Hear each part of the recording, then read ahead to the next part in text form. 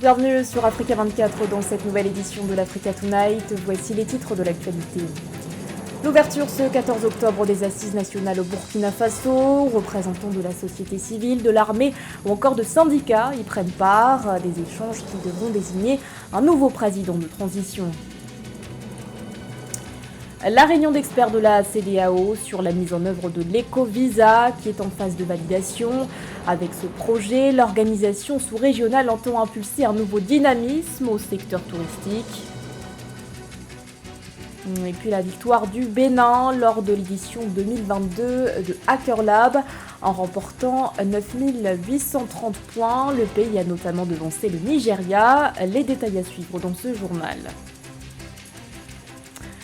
Mais tout d'abord, ce nouvel attentat à la bombe en Somalie, une attaque perpétrée ce 14 octobre dans la capitale Mogadiscio.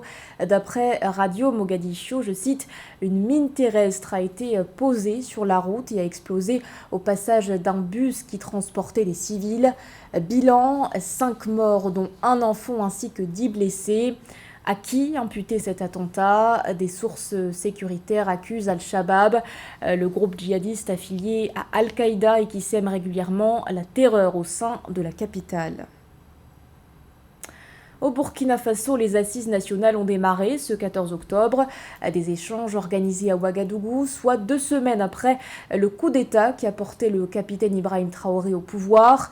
Pendant 2 jours, quelques 300 personnes issues des différentes régions du pays vont notamment plancher sur la charte de transition.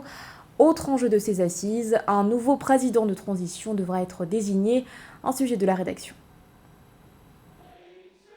C'est une étape qui se veut décisive pour l'avenir politique du Burkina Faso.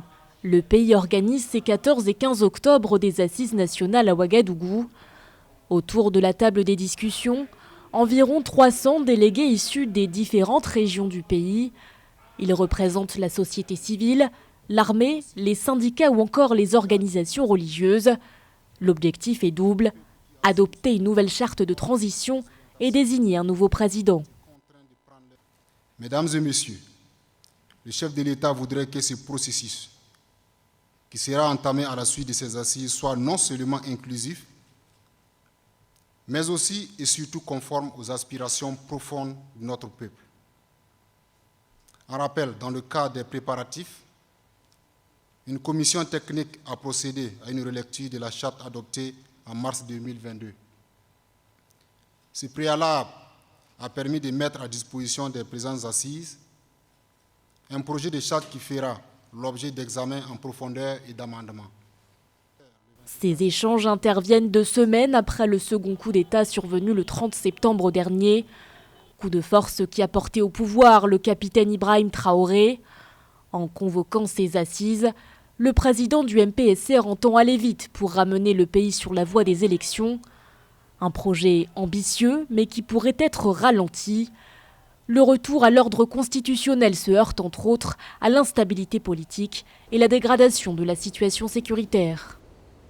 Si l'avènement du MPSR le 24 janvier 2022 a suscité beaucoup d'espoir pour le peuple burkinabé meurtri et confronté à une crise sécuritaire sans précédent, il y a lieu de reconnaître que nos populations ont désenchanté quelques mois plus tard face à la dégradation continue de la situation sécuritaire et humanitaire. Aussi, au regard des dérapages constatés et dans le souci d'éviter l'enlisement, il s'est avéré nécessaire de redresser la barre afin de poursuivre au mieux le processus enclenché. C'est ainsi que les 30 et 31 septembre 2022, des officiers, sous-officiers et militaires durant ont été contraints de prendre leurs responsabilités pour recadrer et recentrer les objectifs de la transition autour des priorités, à savoir la reconquête et la sécurisation de l'intégralité du territoire national. Si la mission des nouvelles autorités de transition s'annonce ardue, elles peuvent néanmoins compter sur le soutien de la communauté économique des États de l'Afrique de l'Ouest. Une délégation de l'organisation sous-régionale était venue dans le pays quelques jours après le coup d'État. Visite à l'issue de laquelle elle avait déclaré être confiante. Et alors qu'Ibrahim Traoré est censé céder les rênes du pays à un nouveau président de transition, des voix se sont élevées à l'ouverture de ces assises. Ce vendredi, plusieurs centaines de personnes se sont mobilisées dans la capitale en soutien au président du MPSR. Les manifestants réclament qu'il reste aux commandes du Burkina Faso. Certains estiment même que ces assises n'ont pas lieu d'être. Cher Omar Kamara. Au Burkina Faso, plusieurs manifestants ont pris d'assaut les rues de plusieurs villes à coups de klaxons et de vuvuzela ce jeudi 13 octobre pour exprimer leur soutien au capitaine Ibrahim Traoré, auteur du coup d'État du 30 septembre dernier contre le lieutenant-colonel Paul-Henri Sandaogo Damiba. Pour ces manifestants, le capitaine Traoré est l'homme de la situation pour sortir le pays du gouffre sécuritaire dans lequel le Burkina est plongé depuis une dizaine d'années. Des manifestations qui se sont poursuivis ce 14 octobre, date du début des assises nationales. Il y a des gens qui sont vent debout pour que le capitaine gère la transition et ils pensent que c'est l'homme de la situation. Maintenant, le but du jeu, c'était d'influencer les concertations qui ont eu lieu aujourd'hui aux assises nationales pour que les participants aux assises entérinent le fait que le capitaine est l'homme de la situation. Pour ces manifestants, les assises nationales ne serviront à rien car la seule chose qui vaille la peine, c'est le maintien du capitaine Ibrahim Traoré au pouvoir. Ce dernier, installé dans ses fonctions de chef d'État, a appelé à des concertations nationales pour l'élaboration d'une charte de transition et le retour des civils au pouvoir. Je voudrais vous inviter à apporter des contributions enrichissantes en mettant au centre l'intérêt supérieur de la nation ainsi que les aspirations profondes et légitimes du peuple burkinabé. Le capitaine Ibrahim Traoré était absent à la cérémonie d'ouverture des assises nationales. Les travaux rassemblent près de 300 personnes représentant l'armée et la police, les organisations coutumières et religieuses, la société civile, les syndicats, les partis et les déplacés internes victimes des attaques terroristes qui frappent le Burkina depuis 2015. Dans l'actualité également, les voyants virent au rouge pour le continent. Ce 14 octobre, le Fonds monétaire international a publié ses prévisions de croissance pour l'Afrique subsaharienne. Prévisions selon lesquelles la croissance économique de la région devrait cette année ralentir pour atteindre un taux de 3,6%. D'ici à 2023, il devrait évoluer à 3,7%. L'institution stipule par ailleurs que les prévisions à court terme sont, je cite, extrêmement incertaines. Autre point phare de son rapport, le FMI estime que le niveau d'endettement global du continent n'a jamais connu un seuil aussi élevé depuis le début du siècle. Il est en effet proche de 60% de son PIB. Une situation due à un contexte économique difficile, marqué entre autres par la guerre en Ukraine, qui a notamment provoqué une hausse des prix de l'énergie et des denrées alimentaires. L'introduction d'un visa unique au sein de la communauté économique des États de l'Afrique de l'Ouest semble se concrétiser. Des experts régionaux ont planché sur la question lors d'une réunion de 3 jours organisée à Abuja au Nigeria. Avec l'harmonisation du régime de visa, l'organisation sous-régionale entend notamment stimuler le secteur touristique. Les détails avec Nathalie Mou. L'harmonisation du visa au sein de la communauté économique des États de l'Afrique de l'Ouest, la CEDEAO, est entrée en phase de finalisation le 11 octobre 2022. Une réunion d'experts sous-régionaux a délibéré sur les objectifs visés, la standardisation du visa sous-régional et l'harmonisation du coût de délivrance du futur document de voyage. Les pays de la CEDEAO souhaitent mettre en place une harmonisation législative pour pouvoir avoir un visa unique pour les pays ressortissants de la zone CEDEAO. Donc, je pense que l'idée est assez salutaire et bien évidemment, cela requiert des préalables, en particulier l'harmonisation des lois des pays nationaux pour que ça s'adapte notamment aux législations de la CEDEAO. Donc, je pense que l'idée sera surtout d'harmoniser les lois afin vraiment de permettre une législation unique qui puisse justement permettre à la CEDEAO de pouvoir instaurer des visas uniques. Et bien évidemment, l'instauration d'un visa unique au sein de la CEDEAO vise un objectif de stimulation du secteur touristique. Outre la génération de revenus, la création d'emplois et de recettes en devises, la CEDEAO veut s'appuyer sur le tourisme pour attirer davantage d'investissements directs étrangers et renforcer le secteur privé régional. Une opportunité économique dans un secteur dont le rebond est projeté à 42% en 2023, selon des perspectives de l'Organisation mondiale du tourisme. ce visa unique aura un impact très positif sur le tourisme dans nos pays et surtout sur la mobilité de nos citoyens qui pourront vaquer à leurs occupations et se mouvoir dans la zone CEDEAO de manière assez rapide et plus facile, surtout pour nos populations. En place d'un visa unique en Afrique de l'Ouest appelé Ecovisa résulte d'une concertation des chefs d'État de l'espace communautaire en 2000. L'Ecovisa s'inspire du modèle du visa Schengen de l'Union européenne. Ce visa harmonisé permettra aux citoyens des États non membres en séjour dans l'un des États communautaires d'accéder librement aux 14 autres pays de la CEDEAO. L'actualité, c'est aussi le Togo qui mène la guerre à la corruption. Le pays s'est doté ce 13 octobre d'une stratégie nationale de prévention et de lutte contre ce fléau. Le document a été validé par la Haute Autorité de prévention et de lutte contre la corruption et les infractions assimilées.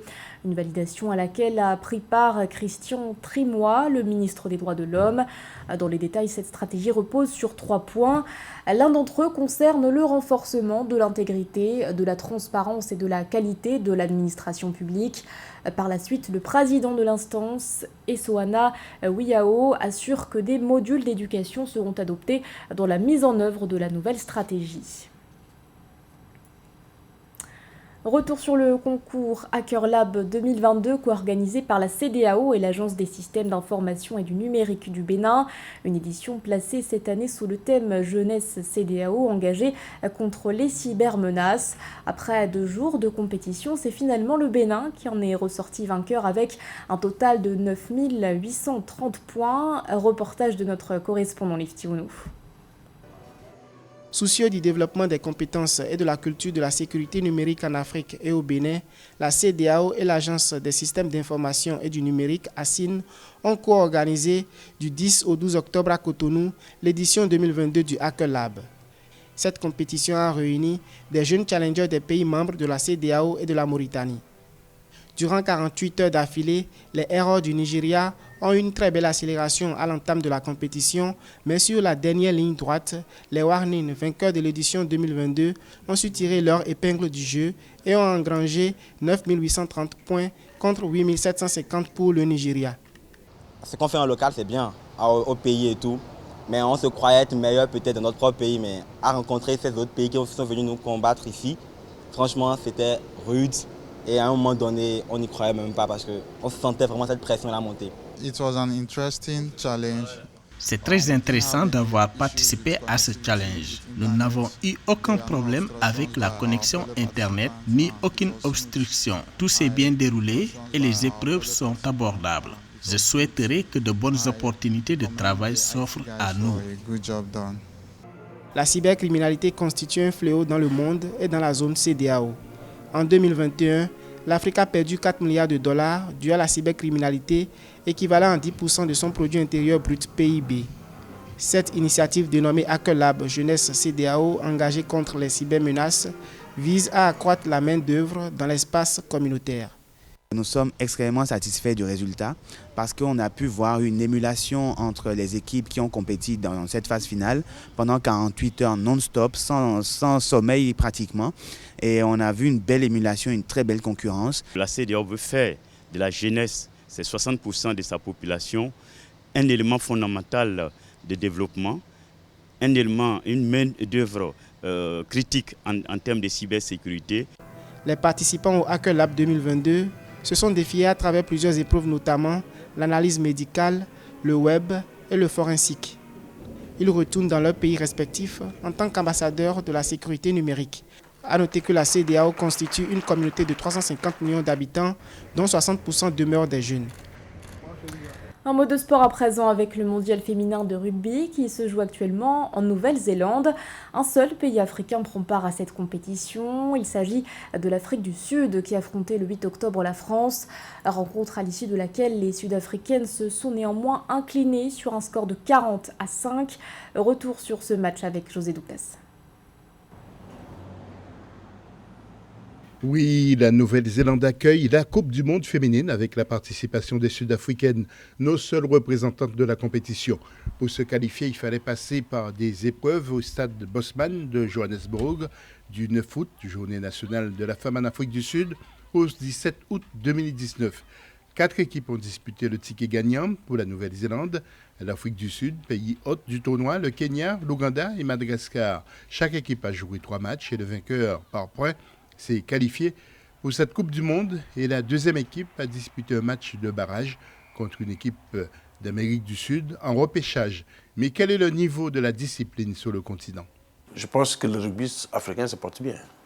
Si on prend par exemple le ranking et qu'on note qu'il y a quand même quelques pays africains, l'Afrique du Sud, la Namibie, le Kenya, qui sont en haut du tableau. Au-delà de ces 3 pays qui sont des pays de tradition de rugby, de tradition ovale, il y a encore du mal pour les autres pays à se mettre à un niveau vraiment international.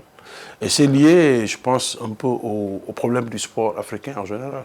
C'est-à-dire manque d'infrastructures, manque d'industrie pensée, réfléchie, mise en place. La passion, elle n'y est pas trop aussi, il faut le dire. Hein. En Afrique, on est plus ballon rond que ballon ovale. Bon, toutes ces choses-là font que, voilà. Les Sud-Africaines qui évoluent en groupe C de ce mondial comptent 0 points et joueront leur prochain match contre les îles Fidji ce dimanche 16 octobre 2022. Chez les filles, il y a beaucoup plus de progrès quand même, parce que si je prends l'exemple du Sénégal, il y a 10-12 ans, il n'y avait peut-être pas d'équipe de rugby féminine. Aujourd'hui, on a une équipe nationale en rugby à 13, rugby à 7. Et c'est le cas dans beaucoup d'autres pays. La dernière participation de l'équipe féminine d'Afrique du Sud à une Coupe du Monde remonte à 2014 en France. Les Sud-Africaines restent confiantes, mais il faudra obligatoirement remporter le deuxième match de ce dimanche 16 octobre pour garder encore une chance de se qualifier pour le prochain tour. Ce journal a été réalisé par l'ensemble de la rédaction. Merci de votre fidélité. L'actualité continue sur Africa 24.